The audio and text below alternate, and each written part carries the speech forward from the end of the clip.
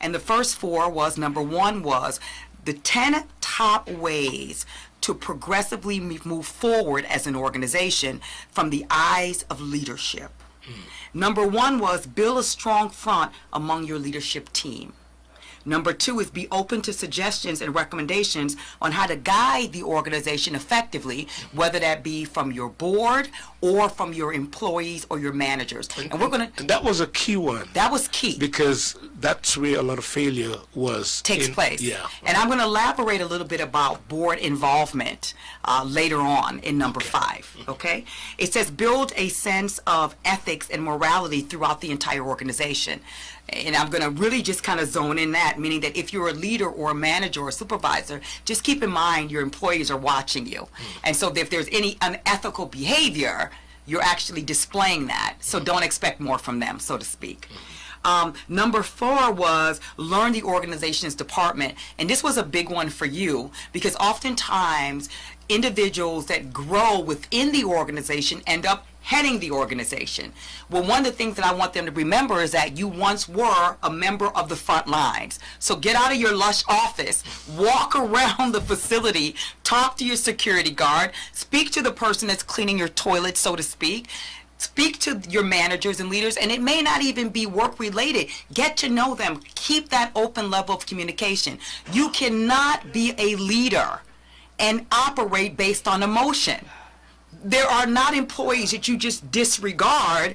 Every employee must get your respect, and I am hopeful that they know that that is reciprocal. But we cannot say, you know, I don't get along with that one, so I'm going to disregard that one, and then that one's my favorite, so we can always have a great conversation.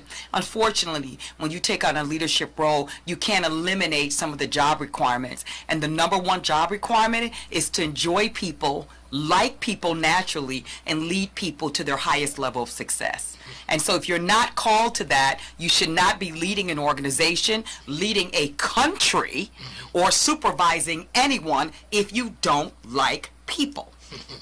Wow. Okay? All right, so where we are with number 5. We are at number 5, and one of the things that I want to talk about is board involvement. I think one of the things that really needs to happen on this island, and on many islands that I've visited throughout the Caribbean, is that boards need to go through a rites of passage. And what I mean by that, an actual training on what their role is as a board, how much they should participate in the day-to-day operations of the organization, and what are the right things to do as a board to lead and guide, and what are the wrong things to do. So I think positive progressive leadership in 2019 and 2020 is not just the leadership of the organization, but those who are put in place to guide the organization and set parameters. Do you truly know what parameters you're setting?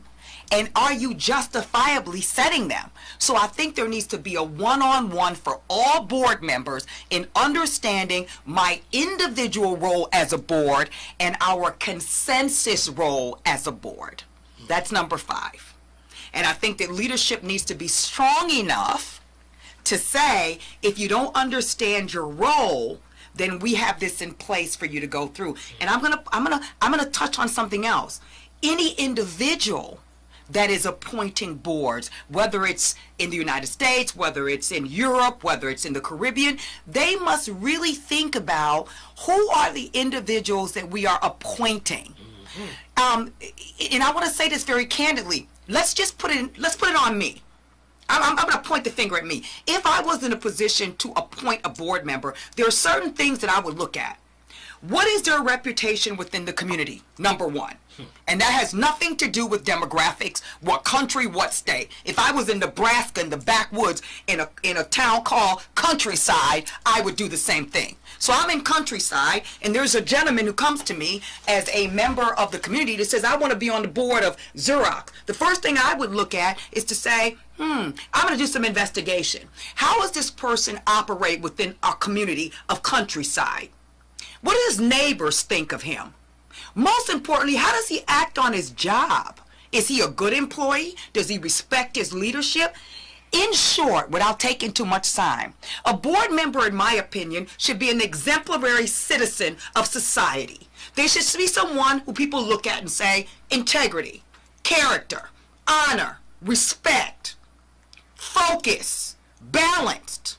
And if we are not checking off on some sort of criteria, whatever your criteria is, who this individual is that's sitting on this board, who's responsible for guiding leadership, we need to think about what we're doing.